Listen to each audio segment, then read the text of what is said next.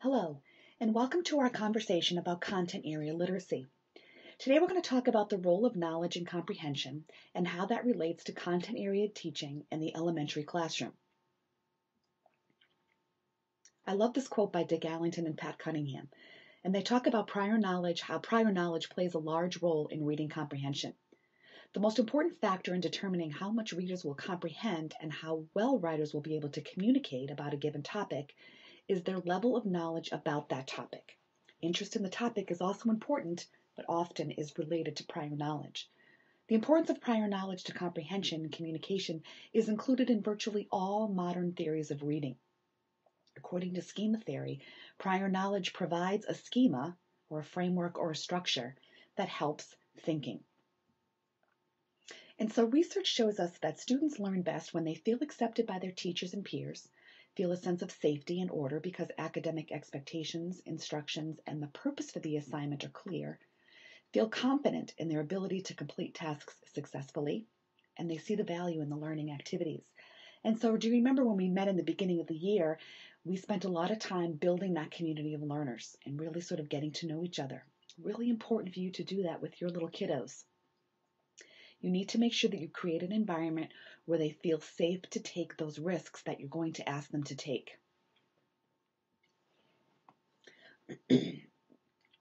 So the role of the reader. Well, the role of the reader is that the reader must access their prior knowledge. And if they don't do this, then they have no interest in all at what it is that they're about to read or what you're asking them to read. So one way that you can help them to access their prior knowledge is by doing a KWL chart. And we did this in the beginning of the year when we first met. I asked you what you wanted to know and what you know and what you wanted to know about teaching kids to read and write. By doing this, you're going to motivate your kids to want to learn about whatever topic that you're asking them to learn. Mental disposition. How motivated is the student to do what is required? How confident is the student about his or her ability to succeed at reading? How interested is the student while reading? And how much new learning does the student want to integrate into their current schema? So your job as the classroom teacher in an elementary classroom is to pump those kids up, get them excited to learn. We know that ideal readers understand that activating prior knowledge of the topic will help them understand and remember more of what they read. Ideal readers actively pursue meaning. They interact with the text and they ask questions like, what is this about? How does it fit in with what I already know? And what point is the author trying to make? They monitor their attitude and know how to modify their mental habits when difficulties arise. So when we're talking about lesson planning, especially in the content areas, research suggests that we need to present our lessons with a new format.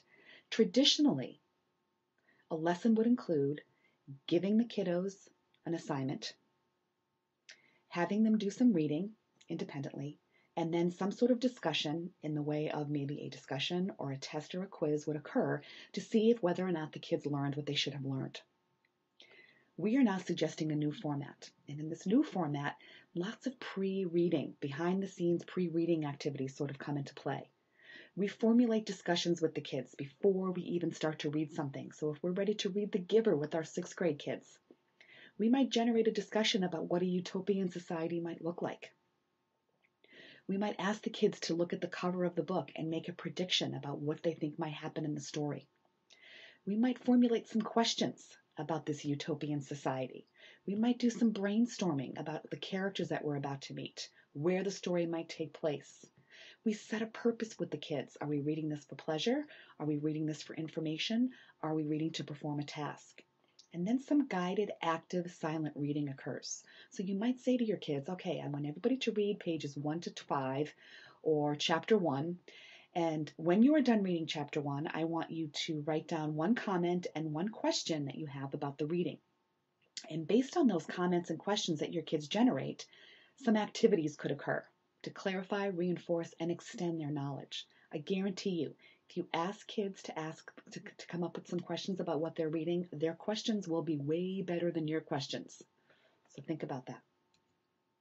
Content area teachers and literacy. What does that mean?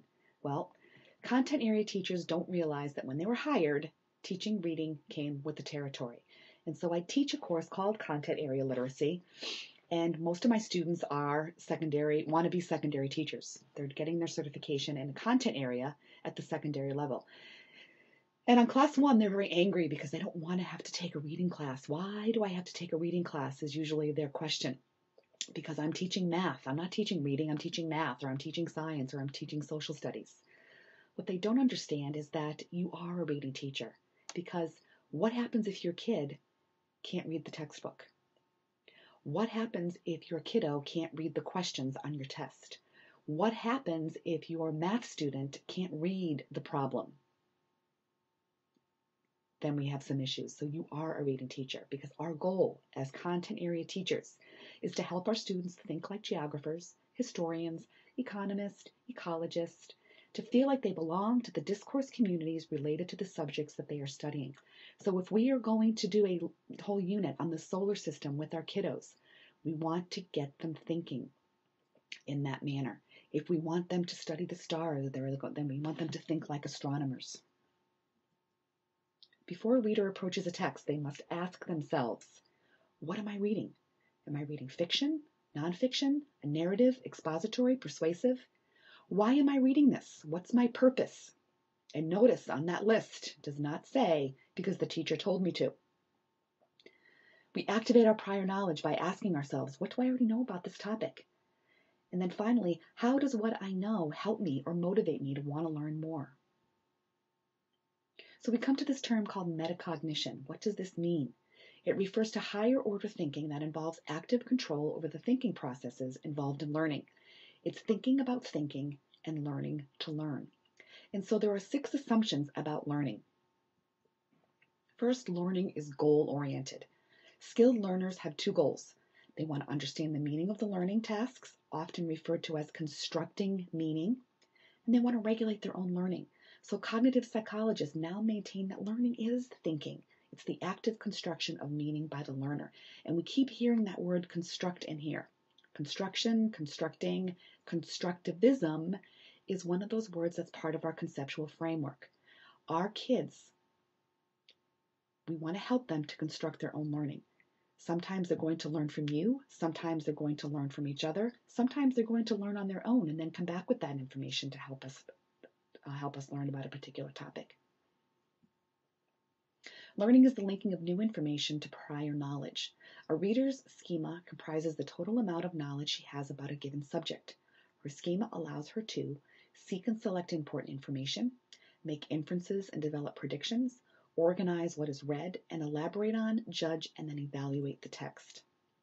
Learning is also the organization of new information. A knowledge of organizational patterns can exist both inside the head as a conceptual framework and outside the head in printed text. Knowledge of text structures and organizational patterns can help the reader find information, distinguish between what's important and what's not important, integrate and synthesize information learned from a particular text or variety of texts, impose organization on relatively unorganized information, and then, of course, revise and restructure existing thema. We also know that learning is the acquisition of cognitive and metacognitive structure. Skilled learners not only know specific learning strategies, but also know how and when to use them. Strategic learners are aware of their learning style and are able to select and regulate their use of learning skills and strategies. We know that learning is non-linear and it occurs in phases. The first phase is that pre-active phase, where we set the stage for learning. Kids activate their prior knowledge, they identify a purpose for reading, and then they select a reading style that's going to help them stay focused and understand what it is that they need to do to achieve the purpose. That interactive phase, the learner is actively engaged in processing what they're reading. They select what they think is most important. They undertake some method to organize this information. They evaluate predictions and hypotheses in light of new information, and then, of course, they revise them as needed. And then finally, that reflective phase. The learner reflects on what they have read, and this reflection helps them to deepen their understanding of the text as a whole. Reflection also helps the reader to synthesize what they have read and to integrate new learning into their existing schema. Learning is influenced by cognitive development. Not all of your students are going to come to your class on the same playing field. They're all going to come from different backgrounds, and you know that. We know that if we're teaching kindergarten, some kids are going to have that benefit of coming to preschool. Some kids are not. Some kids are going to come from homes where there's lots of books, some are not. However, all students can be taught to use thinking and learning strategies. We also know about text structures, and we talked about this last semester.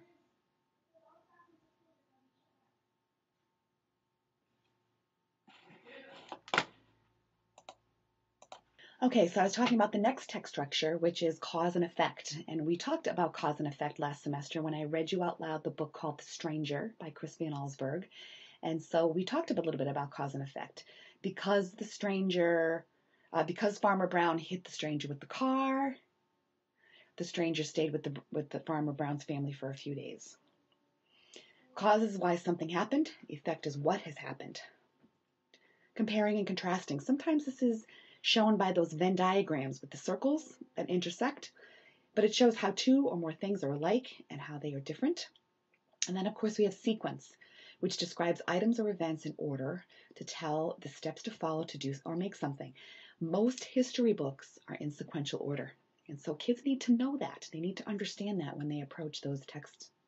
We also have problems and solutions. It tells about a problem and sometimes says why there is a problem, and then gives one or more possible solutions. And then lastly, description.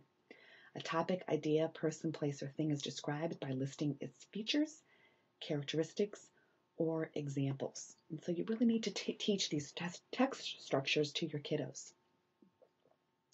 So those of you who are my undergraduate students, for the next time that we meet, I'd like you to please bring your laptops to class if you can. If you can't, or if you don't have a laptop, then you need to bring a blank lesson plan template, because when we next meet for class, we are going to use class time to generate a lesson plan based on reading and writing for information. That's what content area literacy is all about, reading and writing for information. So please bring the necessary materials that you need to make our class time a workshop time where we are creating things. And I will see you the next time that we meet. Thanks for listening, and I'll talk to you guys soon. Bye-bye.